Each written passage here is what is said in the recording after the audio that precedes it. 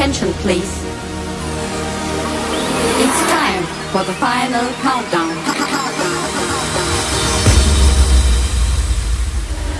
The show starts in 10, 9, 8, 7, 6, 5, 4, 3, 2, 1, go!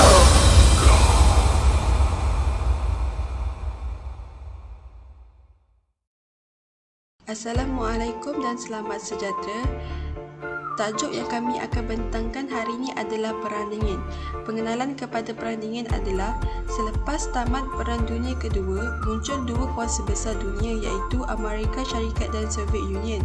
Hubungan antara kedua-dua kuasa ini semakin tegang meskipun semasa Perang Dunia Kedua, mereka bernaung di bawah satu pakatan yang sama iaitu pihak berikan. Kemunculan ketegangan ini telah menyebabkan tercetusnya Perang Dingin di Eropah antara kuasa Amerika Syarikat dan Soviet.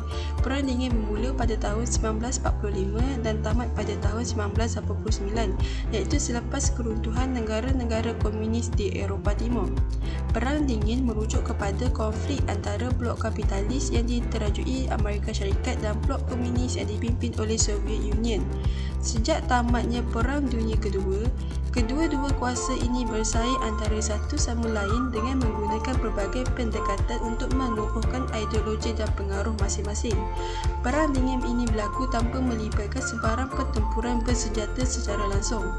Semasa Perang Dingin meletus, kedua-dua kuasa besar dunia menjalankan kegiatan subversif, propaganda, pengintipan dan perang psikologi secara tidak langsung menerusi sekutu mereka. Terdapat banyak sebab yang membawa kepada Perang Dingin. Menurut sejarawan, Perang Dingin bermula pada tahun 1947 apabila Presiden Harry Truman mengisytiharkan dasar anti-komunis yang dikenali sebagai Doktrin Truman. Perang Dingin yang melibatkan Amerika Syarikat dengan Soviet Union berlanjutan sehingga akhir tahun 1980-an.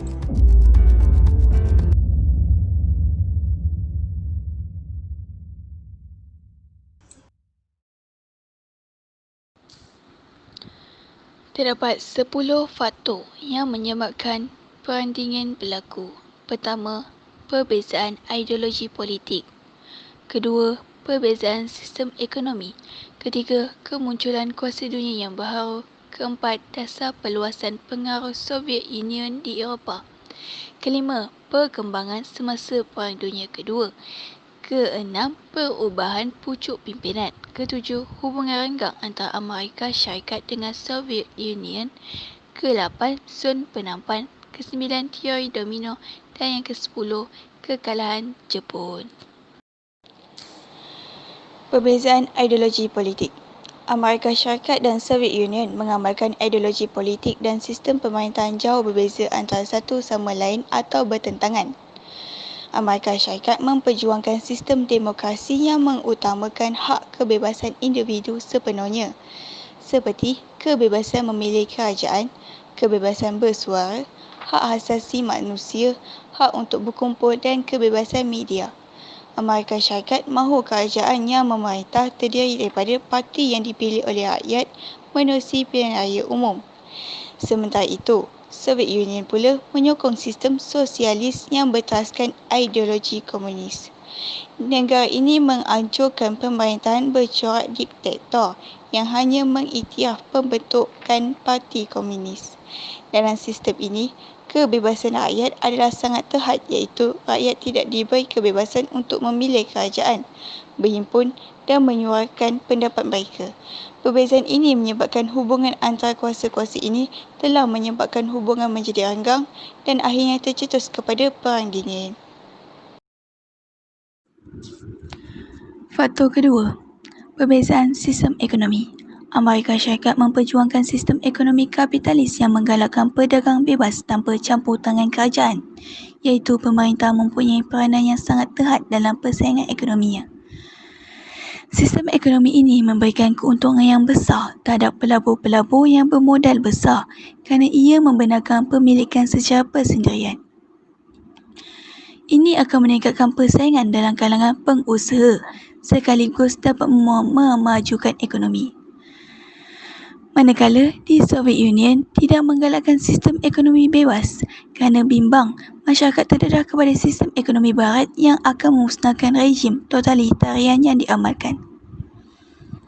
Kerajaan akan mengawal aktiviti perdagangan bebas dengan memberi peranan yang besar kepada pemerintah. Melalui dasar ini, maka perniagaan dimiliki dan diuruskan oleh kerajaan sahaja. Tujuan kerajaan adalah untuk melindungi kepentingan pelabur-pelabur kecil agar tidak ditindas oleh pelabur yang bermodal besar.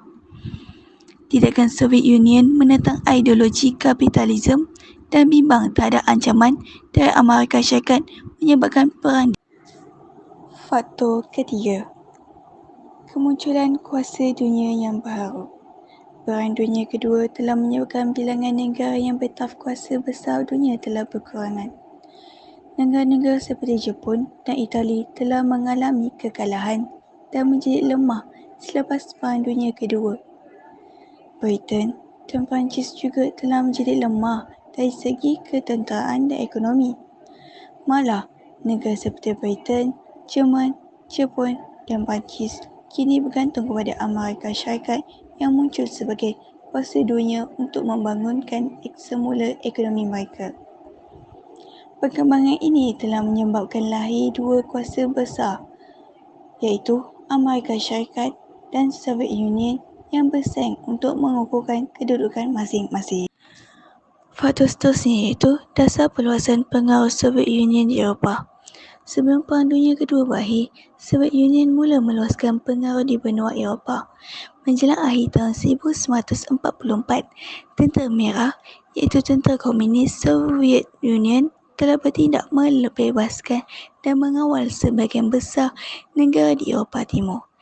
Semasa Persidangan Yalta diadakan pada tahun 1945, Soviet Union telah menguasai kawasan yang menganjur hingga ke garisan Curzon yang dijadikan sepadan antara Soviet Union dengan Poland. Selain itu, Soviet Union telah menguasai bahagian barat Jerman. Semasa Perang Dunia Kedua hampir tamat, Soviet Union telah bertindak mengukuhkan cengkamannya terhadap negara-negara di Eropah Timur. Malah, Tentera Merah Soviet Union turut mempengaruhi pilihan raya yang diadakan di negara-negara di Eropah Timur. Kerajaan-kerajaan yang dibentuk di Eropah Timur juga didominasikan oleh golongan komunis. Di samping itu, kementerian-kementerian yang penting seperti Kementerian Pertahanan dan Ketenteraan juga berada di bawah kawalan komunis. Selain menguasai Eropah Timur, kerajaan Soviet Union di bawah pimpinan Stalin turut berusaha untuk meluaskan pengaruh komunis di Eropah Barat. Dalam konteks ini, Stalin telah menggalakkan golongan komunis di Eropah Barat untuk memainkan peranan aktif dalam pilihan raya umum yang diadakan di negara-negara tersebut. Menjelang tahun 1946, parti-parti komunis telah menjadi amat berpengaruh di Perancis dan Itali. Tindakan Soviet Union telah menyebarkan pengaruh komunis di Eropah Barat telah menyebabkan Amerika Syarikat mengambil langkah-langkah bagi menyekat penyebaran fahaman komunis. Perkembangan ini telah menyebabkan hubungan antara Soviet Union dengan Amerika Syarikat menjadi lebih renggang dan tercetus perangnya dingin. Faktor kelima, perkembangan semasa Perang Dunia Kedua. Hubungan antara Amerika Syarikat, Soviet Union dan Britain telah menjadi renggang sebelum Perang Dunia Kedua tamat. Walaupun mereka mempunyai pakatan yang sama, namun timbul perasaan ketidakkepercayaan dalam kalangan mereka. Hubungan yang semakin renggang antara ketiga-tiga kuasa besar ini semakin jelas dalam Persidangan Yalta dan Persidangan Potsdam yang diadakan bagi menentukan hala tuju dan kerjasama antara negara tersebut selepas Perang Dunia Kedua tamat. Dalam persidangan di Yalta, tiga pemimpin utama iaitu Roosevelt, Winston Churchill dan Stalin telah bersetuju untuk mengadakan pilihan raya di negara-negara Eropah Timur yang diduduki atau dibebaskan oleh Soviet Union. Namun, Roosevelt dan Churchill berasa bimbang Stalin akan memaksa negara-negara tersebut menerima sistem pemerintahan komunis. Dalam pada itu, Stalin pula berazam untuk menubuhkan kerajaan komunis di negara-negara yang didudukinya demi keselamatan masa depannya. Perkembangan ini menimbulkan perasaan curiga dan syak wasangka dalam kalangan kuasa-kuasa besar itu.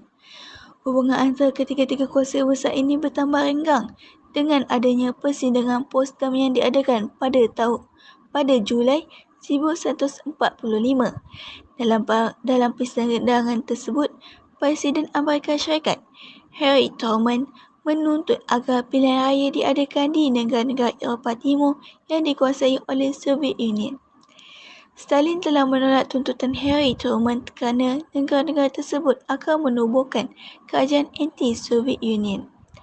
Perkembangan yang berlaku semasa Perang Dunia Kedua telah mencetuskan Perang Dingin. Seperti yang anda boleh lihat, ini adalah gambar-gambar tokoh yang terlibat. Faktor ke-6, perubahan pucuk pimpinan. Usaha untuk menyelesaikan masalah antara ketiga-tiga kuasa besar telah bertambah rumit akaran perubahan pucuk pimpinan yang berlaku di Amerika Syarikat dan Britain. Presiden Roosevelt telah diganti oleh Harry Truman di Amerika Syarikat, manakala Perdana Menteri Winston Churchill telah diganti oleh Clement Attlee di Britain. Harry Truman dan Clement Attlee tidak mempunyai pengalaman yang luas dalam hal ehwal antarabangsa dan mereka amat curiga terhadap dasar luar Stalin. Harry Truman percaya Soviet Union tidak membenarkan pertubuhan kerajaan demokratik di Eropah Timur. Malah, beliau berpendapat selepas mengukuhkan pengaruh di Eropah Timur, Soviet Union akan meluaskan pengaruhnya ke Eropah Barat. Berdasarkan kepercayaan tersebut, beliau mula mengamalkan dasar untuk menyekat perluasan pengaruh Soviet Union.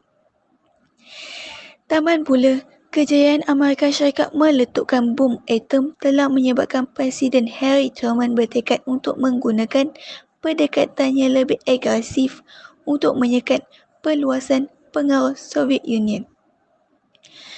Perkembangan ini telah menyebabkan hubungan antara kedua-dua kuasa besar ini menjadi lebih tegang. Seterusnya, faktor ke-7, hubungan renggang antara Amerika Syarikat dengan Soviet Union. Hubungan antara Amerika Syarikat dengan Soviet Union telah menjadi semakin buruk selepas bulan Mei 1945. Tidakkah Amerika Syarikat menolak bantuan ekonomi yang diminta oleh Soviet Union untuk membangunkan semula negara selepas perang telah mengeruhkan hubungan antara kedua-dua kuasa besar tersebut. Hubungan telah menjadi bertambah buruk apabila Winston Churchill dalam ucapannya di Fulton, Missouri pada bulan Mac 1946 menyatakan bahawa terdapat tirai besi yang menganjur dari Stettin di Baltik hingga ke Trieste di Adriatik. Menurut beliau, tirai besi ini memisahkan Eropah Timur dengan Eropah Barat.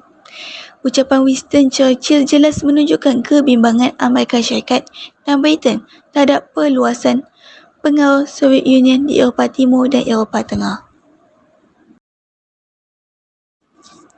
Faktor seterusnya iaitu zon penampan. Pemimpin Soviet Union iaitu Stalin ingin mewujudkan zon penampan bagi mengelak ancaman daripada negara Eropah Barat.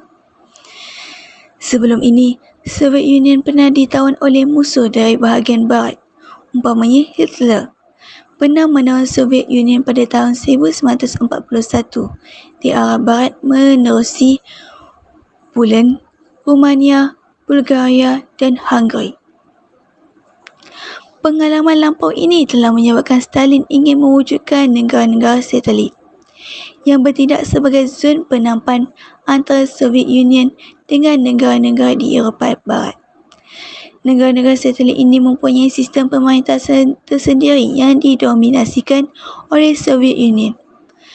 Malah, mana-mana negara yang ingin menaklukkan Soviet Union dari arah Barat perlu menguasai negara-negara satelit Soviet Union terlebih dahulu. Perkembangan ini telah menyebabkan Soviet Union mahu menjadikan negara-negara Eropah Timur sebagai benteng untuk menghadapi ancaman musuh daripada Eropah. Faktor ke-9, teori domino. Pemimpin-pemimpin di Barat percaya bahawa teori domino iaitu apabila sesebuah negara dikuasai oleh komunis, maka satu demi satu negara lain akan jatuh ke tangan komunis. Perkembangan ini amat membimbangkan Amerika Syarikat dan Britain hingga kedua-dua negara tersebut bertekad bagi menyekat perkembangan komunis di mana-mana negara. Keadaan ini telah mencetuskan ketegangan antara Soviet Union dengan Amerika Syarikat untuk merancangkan persaingan dengan Barat. Faktor terakhir iaitu kekalahan Jepun. Menjelang tahun 1945, hubungan antara kuasa-kuasa besar telah menjadi bertambah buruk terutama setelah kekalahan Jepun pada bulan Ogos 1945. Kejayaan Amerika Syarikat telah menggugurkan bom atom di Hiroshima dan Nagasaki telah meningkatkan kebimbangan Soviet Union terhadap dasar Amerika Syarikat. Baiklah, seterusnya adalah perkembangan Perang Dingin di Eropah pada tahun 1945 hingga 1955. Antara perkembangan yang berlaku di Eropah ialah Doktrin Truman, tirai besi, rancangan Marshall, pertumbuhan kerjasama ekonomi Eropah, Comecon, perkembangan pengaruh komunis di Eropah Timur, perkembangan politik di Eropah Barat, masalah perpecahan Jerman dan Doktrin Truman. Perang Dingin tercetus apabila Henry Truman mengumumkan bahawa segala bantuan yang diberikan kepada Soviet Union dihentikan. Pada bulan Oktober 1945, beliau menegaskan Amerika Syarikat tidak mengiktiraf mana-mana kerajaan yang ditubuhkan tanpa persetujuan penduduknya. Pada tahun 1946, Presiden Harry Truman menekankan dasar Amerika Syarikat yang akan menggunakan apa cara sekalipun untuk membendung pengaruh komunis. Kenyataan Truman ini menjadi asas kepada pembentukan Doktrin Truman yang membawa kepada usaha Amerika Syarikat menentang perluasan pengaruh Soviet Union dan ideologi komunis ke seluruh dunia. Berpandukan kepada doktrin ini, Amerika Syarikat telah memberi bantuan ketenteraan dan kewangan kepada Turki dan Greece untuk menghadapi ancaman komunis. Doktrin ini menjadi asas kepada dasar luar Amerika Syarikat bagi tempoh 3 dekad berikutnya. Tirai besi. Pada bulan Mac 1946, Perdana Menteri Britain Winston Churchill memberitahu bahawa terdapat tirai besi yang memisahkan Eropah kepada dua blok yang bermusuhan, iaitu blok komunis dan blok bukan komunis. Pandangan yang dikemukakan oleh Churchill jelas menunjukkan bahawa wujud perpecahan antara timur dengan barat. Kewujudan tirai besi menyebabkan hubungan perdagangan antara blok-blok ini amat terhad, manakala hubungan biasa secara perseorangan hampir tidak wujud. Berikut adalah gambaran tirai besi yang dinyatakan oleh Perdana Menteri Britain Winston Churchill yang memisahkan Eropah kepada dua blok. Seterusnya adalah rancangan Marshall. Pada tahun 1947, Amerika Syarikat melancarkan rancangan Marshall untuk membantu negara-negara Eropah memulihkan ekonomi dan mengukuhkan pemerintahan demokratik di negara tersebut. Walaupun Soviet Union menyertai perbincangan awal mengenai rancangan ini, tetapi akhirnya menolak rancangan Marshall. Soviet Union menolak kerana didakwa sebagai campur tangan Amerika Syarikat dalam al-ehwal negara lain. Soviet Union enggan menerima bantuan Marshall dan memaksa negara-negara Eropah Timur lain untuk berbuat demikian.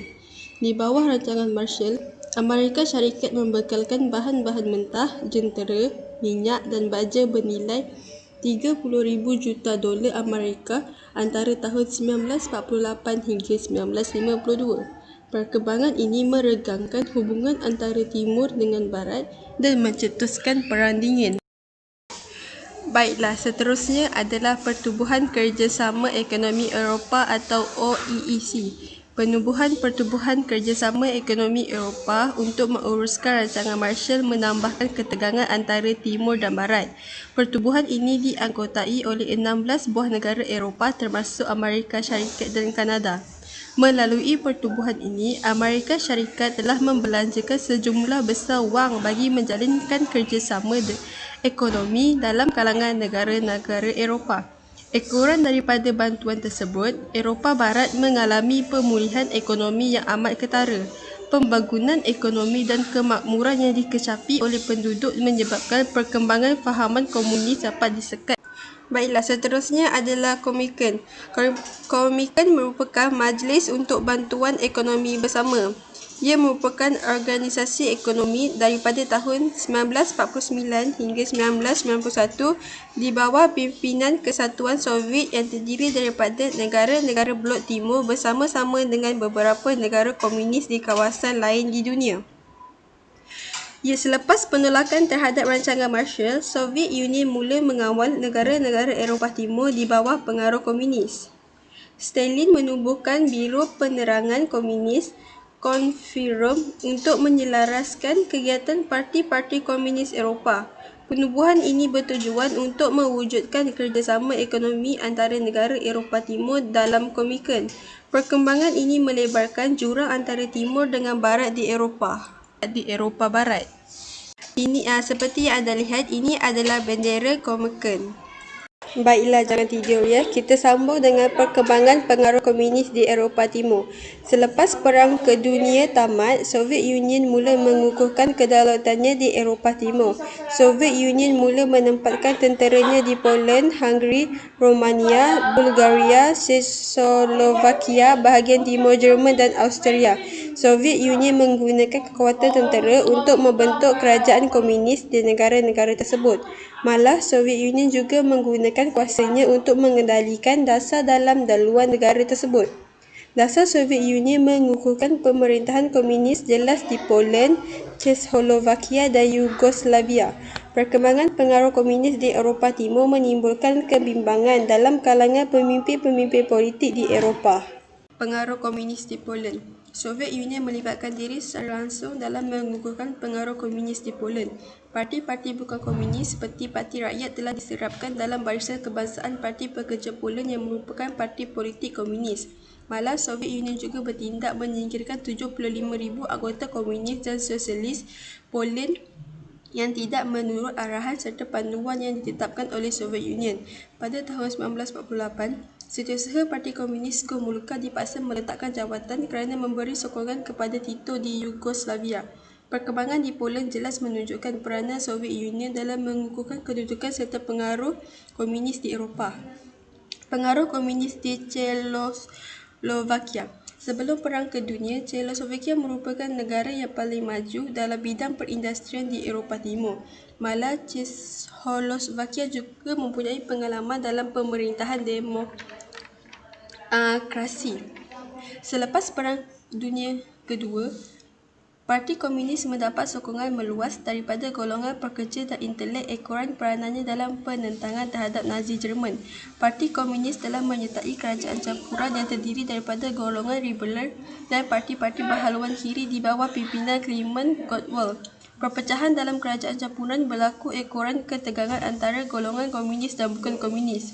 Pada bulan Februari 1948, kerajaan baharu ditubuhkan oleh Parti Komunis dan Parti Demokrat. Seterusnya berlaku gerakan untuk menyingkirkan golongan anti-komunis daripada jawatan-jawatan kerajaan. Penguasaan Parti Komunis di Czechoslovakia diteruskan dengan gerakan pembersihan dalam parti itu. Pemimpin-pemimpin yang menunjukkan taat setia kepada Rusia dikekalkan berkuasa. Perkembangan di Czechoslovakia turut membimbangkan pemimpin-pemimpin di Eropah Barat. Pengaruh komunis di Yugoslavia. Parti Komunis Yugoslavia di bawah pimpinan Tito tidak mempunyai hubungan mesra dengan Soviet Union. Menjelang tahun 1948, berlaku perselisihan faham antara Tito dengan Stalin. Soviet Union menuduh Tito sebagai pengkhianat bangsa dan membantalkan tuntutan Yugoslavia terhadap Carinthia di Austria. Malah, Soviet Union juga menuduh Yugoslavia memberi layanan buruk terhadap rakyat Soviet Union yang menetap di negara tersebut. Hubungan antara Yugoslavia dengan Soviet Union menjadi semakin tegang apabila Tito enggan menerima rancangan ekonomi yang dilaksanakan oleh Stalin. Dalam pada itu, Tito mempunyai rancangan untuk menubuhkan satu pakatan dalam kalangan negara-negara Balkan. Rancangan Tito amat bertentangan dengan kehendak Soviet Union sehingga beliau dituduh sebagai tali barut Amerika Syarikat. Perkembangan ini menyebabkan Yugoslavia disingkirkan daripada gerakan komunis antarabangsa. Yugoslavia juga bertindak menolak segala dasar yang bercorak Stalin dalam sistem pentadbiran negara. Dalam pada itu, kuasa-kuasa barat pula bersedia untuk menghulurkan bantuan ekonomi kepada Yugoslavia. Komunis nasional bebas yang diperkenalkan oleh Tito turut mendapat sokongan daripada negara komunis lain. Ekoran perkembangan ini, Soviet Union mula menjalankan gerakan pembersihan dalam kalangan pemimpin-pemimpin komunis tempatan di Hungary, Poland, Romania, Bulgaria dan Czechoslovakia. Pengaruh Komunis di Greek. Semasa Perang Dunia Kedua, Parti Komunis di Greek memainkan peranan dalam penentangan terhadap Jerman. Pada tahun 1944, Parti Komunis turut menyertai kerajaan campuran yang ditubuhkan. Peperangan tercetus di Athens, ekoran cadangan kerajaan agar gerila komunis meletakkan senjata. Pada bulan Mac 1946, Parti Monarkis berhaluan kanan berjaya dalam pilihan raya umum. Kejayaan ini disusuli dengan tindakan menindas penyokong komunis. Golongan komunis mewujudkan pasukan gerila di Macedonia untuk bertindak balas. Komunis turut mendapat bantuan dan sokongan daripada Yugoslavia. Parti Monarkis pula mendapat sokongan daripada Britain dan Amerika Syarikat selepas tahun 1947. Menjelang tahun 1949, gerila-gerila komunis dapat ditewaskan. Perkembangan politik di Eropah Barat. Selepas Perang Dunia Kedua, negara-negara Eropah Barat menghadapi kesukaran untuk membangunkan semula ekonomi mereka. Ini menyebabkan berlaku masalah inflasi, pengangguran dan kebuluran. Perkembangan ini menyebabkan parti-parti berhaluan komunis mula mendapat sokongan rakyat di Perancis dan Itali. Umpamanya, kerajaan campuran pertama yang diwujudkan di Perancis di bawah pimpinan de Gaulle turut dianggotai oleh ahli-ahli Parti Komunis Perancis. Menjelang tahun 1947, Parti Komunis menjadi pembangkang di Perancis. Sementara itu, Parti Komunis mula mendapat tempat di Itali pada tahun 1948. Parti Komunis Itali turut menyertai kerajaan campuran yang ditubuhkan oleh De Gasperi yang merupakan pemimpin Parti Kristen Demokrat. Malah, pengaruh komunis berkembang pesat dalam kalangan petani di bahagian selatan Itali. Perkembangan ini menimbulkan kebimbangan Amerika Syarikat yang telah bertindak untuk memberi sokongan ekonomi dan ketenteraan untuk mempertahankan demokrasi di Eropah Barat. Salah satu masalah utama yang dihadapi oleh pihak berikat selepas Perang Dunia Kedua adalah pembinaan semula ekonomi dan politik Jerman. Negara Jerman telah dibahagikan kepada 4 kawasan yang ditadbir oleh Soviet Union, Amerika Syarikat, Britain dan Perancis. Manakala ibu negara Jerman, Berlin, dibahagikan pada 4 sektor. Suruhanjaya Kawalan Berikat telah ditubuhkan untuk menelaraskan perkara-perkara yang akan memberi manfaat kepada semua pihak yang terlibat dalam pentadbiran Jerman. Menjelang tahun 1948, Soviet Union telah memilik negarakan semula industri di Jerman Timur. Di samping itu, Soviet Union juga bertindak merampas dan mengakhirkan ladang melebihi keluasan 250 ekar.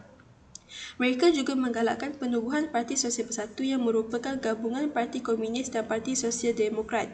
Sebenarnya, sistem pentadbiran komunis telah diperkenalkan oleh Soviet Union di Jerman Timur. Pada tahun 1947, Amerika Syarikat dan Britain telah menyatukan kawasan-kawasan yang berada di bawah penguasaan mereka untuk tujuan ekonomi. Pada tahun 1948 pula, Amerika Syarikat, Britain dan Perancis telah membuat keputusan untuk mendirikan sebuah kerajaan bagi Jerman Barat melalui Perjanjian London. Perkembangan ini telah menyebabkan muncul 2 buah parti politik iaitu Parti Kristen Demokrat di bawah pimpinan Konrad Adenauer dan Parti Sosial Demokrat di bawah pimpinan Kurt Schumacher di Jerman Barat. Perkembangan ini juga menyebabkan wujud perpecahan yang agak ketara antara Jerman Barat dan Jerman Timur, sekaligus menyebabkan hubungan antara Soviet Union dan Amerika Syarikat menjadi renggang. Menjelang tahun 1949, harapan untuk menyatukan Jerman semakin pudar. Yang terakhir sekali adalah pengepungan Berlin. Pada tahun 1948, timbul beberapa isu yang telah menyebabkan hubungan antara Jerman Barat dengan Jerman Timur bertambah buruk. Pada bulan Februari 1948, Parlimen Tentera Sokolovich mendakwa seluruh kota Berlin adalah sebahagian daripada Soviet Union. Sementara itu, pada bulan Jun 1948, wakil-wakil daripada Amerika Syarikat, Britain, Perancis, Belgium, Belanda dan Luxembourg yang mengadakan pertemuan di London bersetuju untuk mewujudkan sebuah kerajaan pusat di Jerman Barat. Ini menambahkan lagi ketegangan antara Soviet Union dengan Amerika Syarikat serta sekutu-sekutunya. Konfrontasi secara terbuka berlaku apabila pihak berkuasa Jerman Barat membuat keputusan untuk menilai semula mata wang Jerman. Tujuan penilaian semula mata wang ini dilakukan adalah untuk membantu pemulihan ekonomi dan menentang pasaran gelap. Soviet Union mendakwa penilaian semula mata wang bertentangan dengan perjanjian Potsdam. Malah Soviet Union berpendapat tindakan tersebut akan menyebabkan nilai mata wang Jerman Timur merosot dan menghalang hubungan ekonomi antara Jerman Timur dengan Jerman Barat. Soviet Union mengambil langkah untuk menghalang penyebaran mata wang baharu di zon mereka dan seluruh Berlin. Pada bulan Jun 1948, Soviet Union menutup semua laluan darat ke bahagian barat Berlin. Sekatan yang dilakukan oleh SU ini menyebabkan bahagian yang dikuasai oleh Barat mendapat bekalan melalui pengangkutan udara. Hubungan antara pihak berkuasa Jerman Barat dan Jerman Timur bertambah ruzi dan hampir terjebak ke dalam kancah peperangan. Pada bulan Mei 1949, satu perjanjian telah diadakan oleh kedua-dua pihak dan sebagai susulannya, jalan-jalan darat dibuka semula. Dalam perjanjian tersebut, keempat-empat kuasa yang mentadbir Jerman bersetuju Jerman akan dibahagikan pada masa akan datang. Perjanjian tersebut membawa kepada penubuhan dua buah negara iaitu Republik Persekutuan Jerman, Jerman Barat dan Republik Demokratik Jerman iaitu Jerman Timur. Seterusnya, Perang Dingin di Asia. Selepas tamat Perang Dunia Kedua, keadaan politik di negara Asia menjadi tidak stabil. Keadaan ini berlaku disebabkan oleh perasaan curiga dan syakwa sangka yang timbul dalam kalangan puak-puak yang bertelingkah.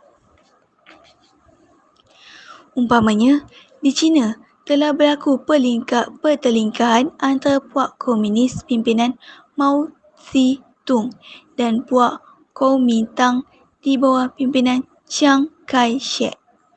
Keadaan menjadi buruk ekoran penglibatan kuasa-kuasa besar iaitu Amerika Syarikat dan Soviet Union dalam hal ehwal dalaman negara-negara Asia. Kebanyakan peperangan yang berlaku di negara-negara Asia disebabkan oleh pengaruh kedua-dua kuasa besar ini. Antaranya ialah Perang Korea 1950 hingga 1953 dan Perang Vietnam Pertama 1946 dan 1954. Perkembangan Perang Dingin di Asia. China telah menyertai blok komunis. Menjelang tahun 1930-an, Kerajaan Nasionalis China di bawah pimpinan Chiang Kai-shek telah menerima cabaran daripada pihak komunis. Pada tahun 1949, Parti Komunis China pimpinan Mao Zedong berjaya menewaskan Kuomintang dalam Perang Saudara. Pemimpin Kuomintang, Chiang Kai-shek, berundur ke Taiwan dan mendirikan kerajaan dengan bantuan Amerika Syarikat. Penyertaan China dalam blok komunis telah mengubah himbangan kuasa dunia secara dramatis. Amerika Syarikat memberikan bantuan kepada Chiang Kai-shek untuk menentang penguasaan komunis, namun usaha tersebut menemui kegagalan. Oleh kerana Amerika Syarikat telah bertindak tidak mengiktiraf kerajaan komunis dan mendesak Taiwan mengekalkan kursi China di bangsa-bangsa bersatu. Perang Korea terjadi pada tahun 1950 hingga 1953. Perang Korea yang meletus pada tahun 1950 telah merancakkan Perang Dingin antara Amerika Syarikat dan Soviet Union. Selepas Perang Dunia Kedua, tentera Amerika Syarikat menduduki bahagian Korea Selatan manakala Soviet Union menguasai Korea Utara.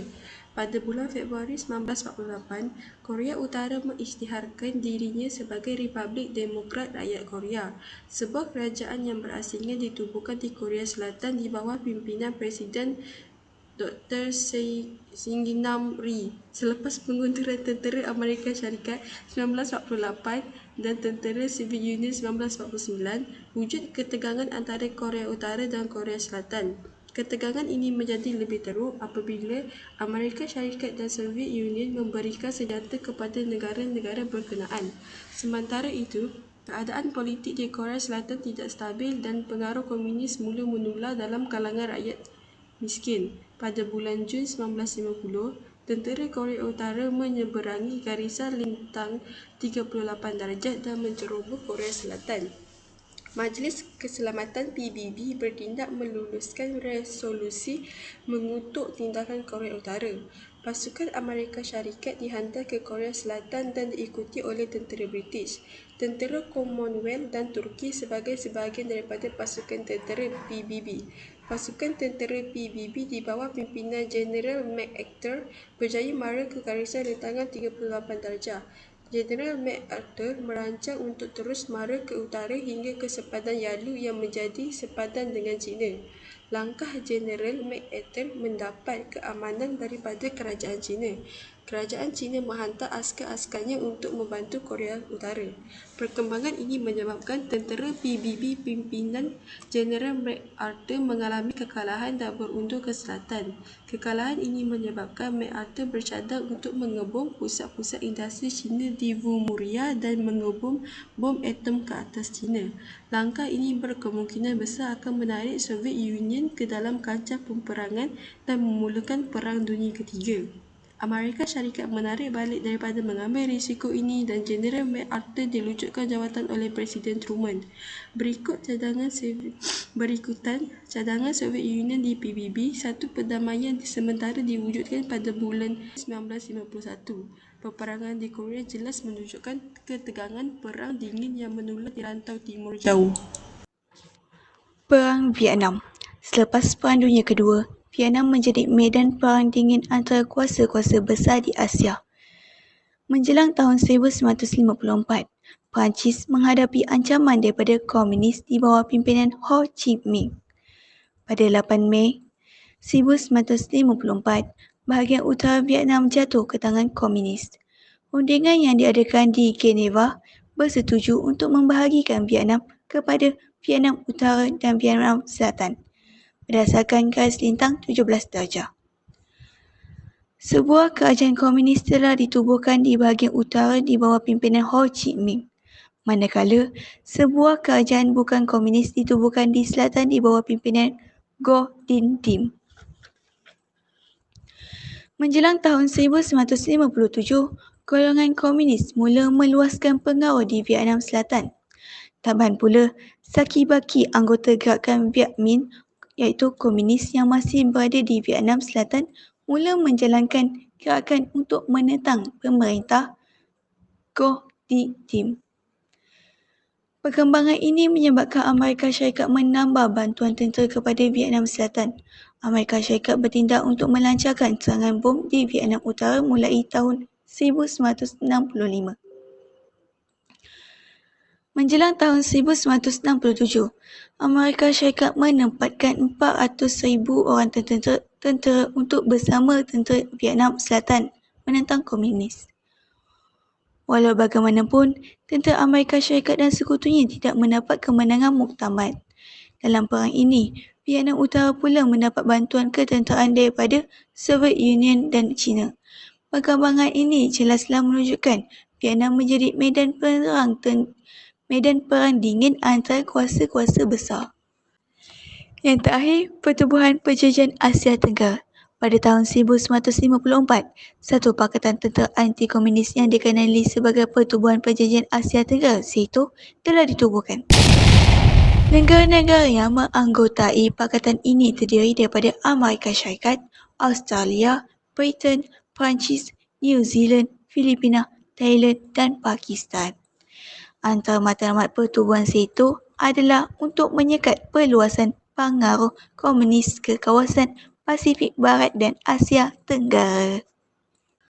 Selepas tercetusnya Perang Dingin, muncul beberapa kesan. Antaranya adalah muncul Perikatan Tentera, penubuhan pertubuhan Perjanjian Atlantik Utara NATO, Pakatan Warsaw, pembentukan Blok Dunia, kemunculan negara-negara berkecuali, penubuhan pertubuhan Perjanjian Asia Tenggara (SEATO) dan pelubaan senjata. Kesan yang pertama adalah muncul Perikatan Tentera. Selepas Perang Dunia Kedua tamat, Soviet Union muncul sebagai kuasa militer yang paling kuat di benua Eropah. Soviet Union berjaya menguasai kawasan seluas 80,000 batu persegi dengan penduduk berjumlah 3 juta di bawah pengaruhnya. Kebangkitan Soviet Union dalam bidang ketenteraan mengancam keselamatan negara-negara di Eropah Barat. Sebagai tindak balas kepada perkembangan ini, usaha telah dimulakan untuk menubuhkan Perikatan Tentera dalam kalangan negara-negara di Eropah Barat. Persetiaan Dunkirk. Pada bulan Mac 1947, Britain dan Perancis telah menubuhkan satu perikatan tentera yang dikenali sebagai Persetiaan Dunkirk. Antara objektif utama persetiaan ini adalah menghadapi serangan daripada Jerman, menjalinkan kerjasama bagi menghadapi ancaman Soviet Union, mewujudkan kerjasama dalam bidang ekonomi.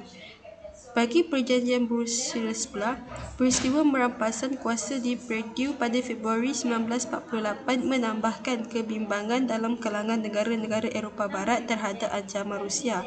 Perkembangan ini mendorong Menteri Luar Britain, Bevin, mendesak agar kerjasama dalam bidang ketenteraan dan ekonomi dalam kalangan negara Eropah Barat ditingkatkan. Ekoran perkembangan ini, Perjanjian Brussels ditandatangani oleh negara Britain, Perancis, Belgium, Belanda dan Luxembourg. Seterusnya adalah penubuhan pertubuhan Perjanjian Atlantik Utara NATO. Selepas peristiwa pengepungan Berlin, negara-negara Eropah Barat mencurigai tindak tanduk Soviet Union di benua Eropah dan mahu agar sekutunya di Eropah bertindak menyekat perkembangan ideologi komunis. Pada 4 April 1949, 12 buah negara telah menandatangani Perjanjian Atlantik Utara di Washington. Perjanjian ini menyebabkan semua negara di Eropah Barat bersatu di bawah kepimpinan Amerika Syarikat untuk membentuk ancaman komunis.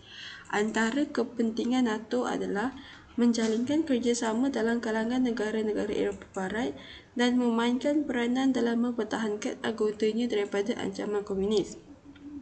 Selepas penubuhan NATO, penyebaran pengaruh komunis di Eropah berjaya disekat.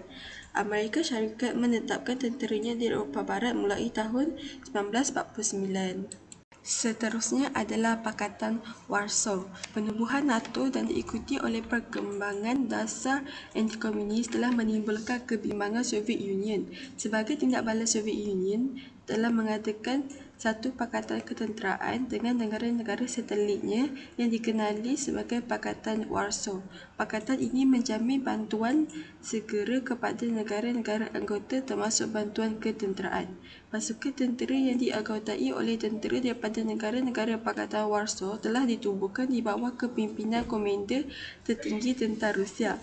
Sebuah jabatan kuasa rundingan juga telah ditubuhkan untuk mewujudkan persefahaman dalam hal politik dalam kalangan anggota Pakatan Warsaw. Antara kesan penubuhan Pakatan Warsaw ialah Rusia mengukuhkan kedudukannya di Eropah Timur dengan menempatkan tenteranya di negara-negara Eropah Timur.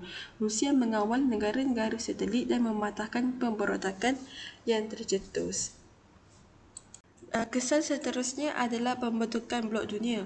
Blok Dunia merujuk kepada negara-negara yang sehaluan yang berusaha dan bertindak secara bersama bagi menjaga kepentingan ahli. Blok ini muncul dalam pelbagai bentuk berdasarkan aspek ekonomi, politik atau geografi. Berdasarkan perbezaan ideologi, muncul dua blok yang utama iaitu blok kapitalis dan blok komunis. Antara perbezaan yang terdapat pada kedua blok tersebut adalah seperti yang berikut. Jadual ini terdapat dalam buku teks anda muka surat 386 jadual 18.1. Merupakan perbezaan blok kapitalis. Seterusnya adalah kemunculan negara-negara berkecuali. Perang Dingin menyebabkan negara-negara dunia ketiga menjadi rebutan antara dua kuasa besar iaitu Amerika Syarikat dan Soviet Union. Blok kapitalis dan blok komunis berusaha mempengaruhi negara-negara dunia ketiga dengan menawarkan bantuan pertahanan dan ekonomi. Negara-negara dunia ketiga tidak mahu memihak kepada negara-negara daripada blok komunis ataupun daripada blok kapitalis. Dalam konteks ini, negara-negara dunia ketiga mengamalkan sikap berkecuali. Perkembangan ini menyebabkan pergerakan negara-negara berkecuali ditubuhkan pada bulan September 1961. Pergerakan ini dianggotai oleh negara-negara membangun di Asia, Afrika dan Amerika Selatan. Matlamat utama penubuhan pergerakan ini adalah mengekalkan keamanan dunia tanpa menyokong blok barat atau blok komunis. Antara prinsip perjuangan 6 adalah mengelakkan campur tangan asing dalam hal ehwal sebuah negara, menghormati kedaulatan sesebuah negara, menyelesaikan pertelingkahan antara negara melalui perundingan dan menghormati hak asasi manusia. Kesan yang seterusnya adalah pertubuhan Perjanjian Asia Tenggara iaitu SEATO. Salah satu kesan Perang Dingin ialah penubuhan Pakatan Tentera Anti-Komunis yang dikenali sebagai SEATO. SEATO merupakan pertubuhan keselamatan yang pertama ditubuhkan antara kuasa-kuasa Barat dan Asia bagi menjaga keselamatan bersama. Pakatan tentera ini ditubuhkan pada tahun 1954 untuk membendung kemarahan pengaruh komunis ke kawasan Pasifik Barat dan Asia Tenggara. SEATO memberi tumpuan bagi menyekat perluasan pengaruh Cina komunis ke Asia Tenggara dan mententeramkan pemberontakan komunis di Asia Tenggara. Kesan Perang Dingin yang terakhir adalah perlumbaan senjata. Perang Dingin juga mencetuskan perlumbaan senjata antara Soviet Union dengan Amerika Syarikat dan menyebabkan kedua-dua kuasa besar menghasilkan pelbagai jenis peralatan perang. Perkembangan ini menyebabkan berlaku persaingan dalam bidang teknologi dan ketenteraan. Antara senjata yang dihasilkan oleh kuasa-kuasa besar ini adalah kereta perisai, meriam anti-pesawat, artileri, pesawat pengebom, kapal selam, pesawat pengintip, grenade roket dan peluru berpandu balistik. Dalam pada itu, penemuan roket menyebabkan kuasa-kuasa besar itu terlibat secara langsung dalam perlumbaan angkasa lepas.